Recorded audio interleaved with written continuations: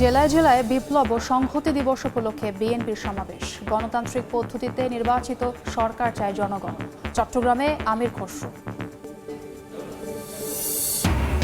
এবং প্রশাসনকে দলীয়করণ করেছে আওয়ামী লীগ, অভিযোগ ক্যাডারদের। আন্তঃক্যাডার বৈষম্য রয়েছে মনে করে সংস্কার কমিশন। পুলিশ পরিচালনায় আলাদা কমিশনের পরামর্শ।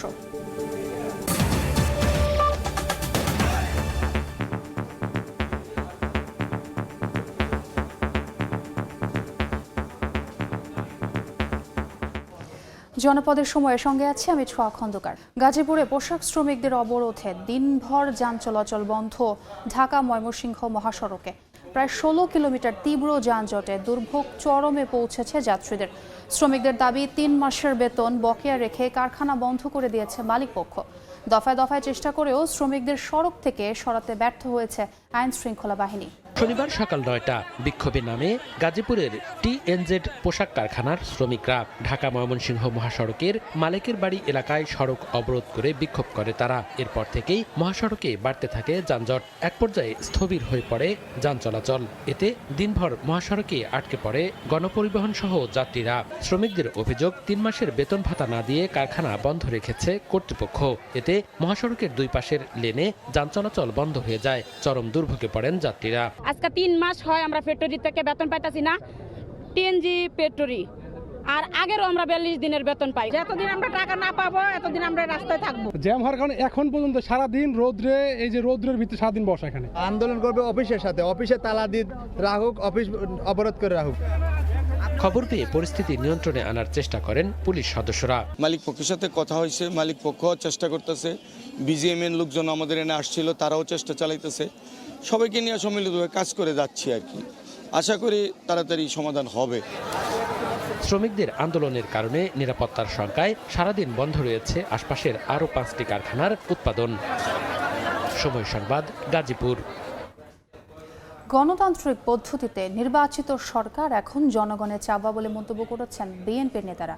জাতীয় বিপ্লব ও সংহতি দিবস উপলক্ষে চট্টগ্রাম, খুলনা সহ কয়েকটি জেলায় সমাবেশ ও শোভাযাত্রায় দলটির নেতারা আগামীর দেশ গঠনে কর্মীদের ঐক্যবদ্ধ থাকার আহ্বান জানিয়েছেন। শোভাযাত্রা ও সমাবেশ সহ নানা আয়োজনে বিপ্লব ও সংহতি দিবস পালন করছে বিএনপি। কেন্দ্রীয় কর্মসূচির অংশ হিসেবে শনিবার বিকেলে চট্টগ্রামে সমাবেশ করে মহানগর উত্তর ও দক্ষিণ জেলা বিএনপি। এতে অংশ নেন কেন্দ্রীয় নেতারাও। দেশতান্ত্রিক পদ্ধতিতে নির্বাচিত সরকার গঠনের গুরুত্ব তুলে ধরেন তারা। স্থায়ী কমিটির সদস্য আমির খসরু মাহমুদ চৌধুরী বলেন, নির্বাচিত সরকার এখন জনগণের চাওয়ায় পরিণত হয়েছে। সবাই মিলে দেশে একটি গণতান্ত্রিক অবস্থা ফিরিয়ে আনে, গণতান্ত্রিক অর্ডার ফিরিয়ে আনে এবং গণতন্ত্রের মাধ্যমে দেশবাসী তাদের ভোটে তাদের প্রতিনিধি নির্বাচন করবে, সংসদে যাবে, সরকারে যাবে। যারা জনগণের কাছে দায়বদ্ধ থাকবে, জবাবদিহি থাকবে। কমিশন গঠন, দ্রুত নির্বাচন ও জনগণের ভোটে নির্বাচিতদের কাছে ক্ষমতা হস্তান্তরের আহ্বান জানিয়েছেন বিএনপির স্থায়ী কমিটির আরেক সদস্য আব্দুল মঈন খান। বিকেলে খুলনায় শহীদ হাদিস পার্কে আলোচনা সভায় প্রতি বিপ্লবের চেষ্টাকারীদের উদ্দেশ্যে হুঁশিয়ারি দেন বক্তারা। নির্বাচন সুষ্ঠু নিরপেক্ষ করার জন্য যে অত্যাবশ্যক সংস্কার, সেই সংস্কারগুলো অন্তর্বর্তীকালীন সরকার করবে। তারা অবিলম্বে একটি নির্বাচিত জনগণের সরকারের কাছে ক্ষমতা হস্তান্তর করবে। এর আগে দুপুরে ময়মনসিংহে শোভাযাত্রার আয়োজন করে দক্ষিণ জেলা বিএনপি। নগরীর কৃষ্ণচূড়া চত্বর থেকে শোভাযাত্রাটি শুরু হয়ে বিভিন্ন সড়ক প্রদক্ষিণ করে টাউন হলে গিয়ে শেষ হয়। শোভাযাত্রায় অংশ নেন জেলা ও মহানগর বিএনপি ও সহযোগী সংগঠনের নেতাকর্মীরা। সমাবেশে গণতন্ত্র পুনরুদ্ধার ও আগামীর দেশ গঠনের প্রত্যয়ে নেতাকর্মীদের ঐক্যবদ্ধ থাকার আহ্বান জানানো হয়। বিপ্লব ও সংহতি দিবস উপলক্ষে সমাবেশ হয়েছে বরিশাল নগর ও ফেনীর দাগনভূঞায়। এর মধ্যে বরিশালে সংক্ষিপ্ত সমাবেশ শেষে শোভাযাত্রা করেন বিএনপির মহানগর শাখা নেতারা। নগরীর প্রধান সড়ক প্রদক্ষিণ করে শোভাযাত্রাটি আবারও দলীয় কার্যালয়ের সামনে গিয়ে শেষ হয়। সাহাল আব্দুল্লাহ আলভি, সময় সংবাদ। জনপদের সময় আরও থাকছে। সিলেটের শহীদ পরিবারকে আর্থিক সহায়তা দিল জুলাই স্মৃতি ফাউন্ডেশন। প্রথম ধাপে পেল 18 পরিবার। হত্যাকাণ্ডে জড়িতদের বিচার দাবি। বিগত সরকার পদ না থাকা সত্ত্বেও পদোন্নতি দেওয়া সহ প্রশাসনকে দলীয়করণ করে বৈষম্য বাড়িয়েছে, এমনটাই জানিয়েছেন জনপ্রশাসন সংস্কার কমিশনের চেয়ারম্যান আব্দুল মুইত চৌধুরী। আন্তঃক্যাডার বৈষম্য নিরসনে জানুয়ারির মধ্যে সুপারিশ জমা দেওয়া হবে বলেও জানান তিনি। বিকেলে সচিবালয়ে জনপ্রশাসন মন্ত্রণালয়ের সম্মেলন কক্ষে আয়োজিত আলোচনা সভা শেষে একথা বলেন তিনি। সভায় বিসিএস ক্যাডারদের প্রতিনিধিরা জবাবদিহিমূলক, দক্ষ ও নিরপেক্ষ জনপ্রশাসন ব্যবস্থা গড়ে তোলার লক্ষ্যে প্রস্তাব দেন। সভা শেষে কমিশন চেয়ারম্যান বলেন, মাঠ পর্যায়ে মতামত নেওয়ার পর জনপ্রশাসন সংস্কারে শিগগিরই সুপারিশ দেওয়া হবে। আমাদের ব্যাচমেটরা প্রশাসন ক্যাডারে তারা 4 বছর 5 বছর পূর্ণ হলে চাকরিতে পদোন্নতি পান। আমরা 12 বছর 13 বছরেও একটা পদোন্নতি পাই না।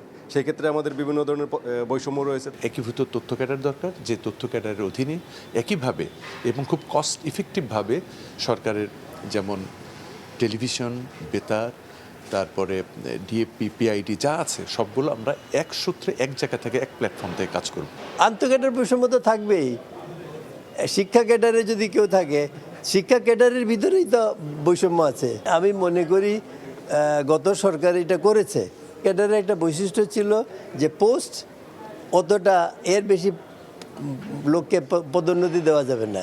ওখানে এখন দেখা যায় এক মিনিস্ট্রিতে 7 জন 8 জন অ্যাডিশনাল সেক্রেটারি আছে, তাতে কোনো পদও নাই, কিন্তু সরকার প্রমোশন দিয়েছে। এইটা তো খুবই অযৌক্তিক কাজ হয়েছে। সিলেটে বৈষম্য বিরোধী ছাত্র আন্দোলনের শহীদ পরিবারকে আর্থিক সহায়তা দিল জুলাই স্মৃতি ফাউন্ডেশন। প্রথম দফায় 18টি পরিবারের সদস্যের হাতে 5 লাখ টাকার চেক তুলে দেয় সংগঠনটি।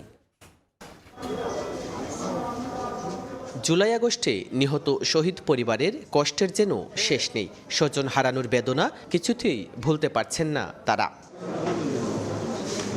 এবার সিলেটে শহীদ পরিবারকে আর্থিক সহায়তা দিল জুলাই স্মৃতি ফাউন্ডেশন।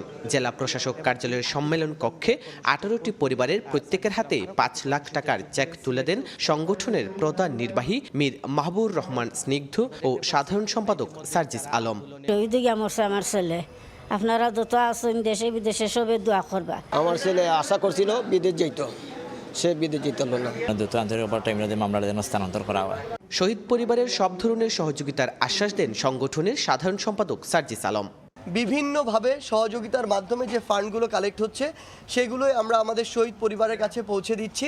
অলরেডি আমরা যে 18টি শহীদের পরিবারকে দিয়েছি আমাদের যে আর্থিক সহযোগিতাটি, বাকি যেগুলো রয়েছে আসলে সেগুলো আমাদের ডকুমেন্টগুলো আমরা কালেক্ট করছি এবং আমাদের ডকুমেন্টগুলো আসার সাথে সাথে যদি আজকে না কালেক্ট হয় তাহলে আমরা আমাদের জায়গা থেকে এই চেকটি পৌঁছে দেওয়ার ব্যবস্থা করব একদম বাড়িতে। বৈষম্য বিরোধী ছাত্র আন্দোলনে সিলেট বিভাগে 32 জন শহীদের সঠিক তথ্য পাওয়া গেছে। যারা বাকিরা আছে তাদের কাগজপত্র as soon as আমরা পাবো, তাদের কাছেও বাকি টাকাটা চলে যাবে। শহীদ জুলাই স্মৃতি ফাউন্ডেশনের তথ্য মতে বৈষম্য বিরোধী ছাত্র আন্দোলনে সারা দেশে 1650 জন শহীদ পরিবারের তালিকা করা হয়েছে। জয়ন্ত কুমার দাস, সময় সংবাদ, সিলেট। মেরপুর বাংলা কলেজ ডিবেটিং সোসাইটির আয়োজনে অনুষ্ঠিত হলো জাতীয় বিতর্ক উৎসব। সকালে উৎসবের সমাপনী ও পুরস্কার বিতরণী অনুষ্ঠানে বিভিন্ন স্কুল, কলেজ ও বিশ্ববিদ্যালয়ের শতাধিক দলের প্রায় 400 শিক্ষার্থী অংশ নেয়। জুলাই বিপ্লবে শহীদদের স্মরণে এই অনুষ্ঠানটি বাংলা কলেজের 2 ছাত্রের পরিবারকে উৎসর্গ করেন আয়োজকরা। অনুষ্ঠানে আন্তঃবিশ্ববিদ্যালয়ের বাংলা বিতর্কের সেমিফাইনাল ও আন্তঃস্কুল কলেজের ফাইনাল অনুষ্ঠিত হয়। ইউএস বাংলা এয়ারলাইন্সের পক্ষ থেকে বিজয়ীদের ফ্লাইটের টিকিট দেওয়া হয়।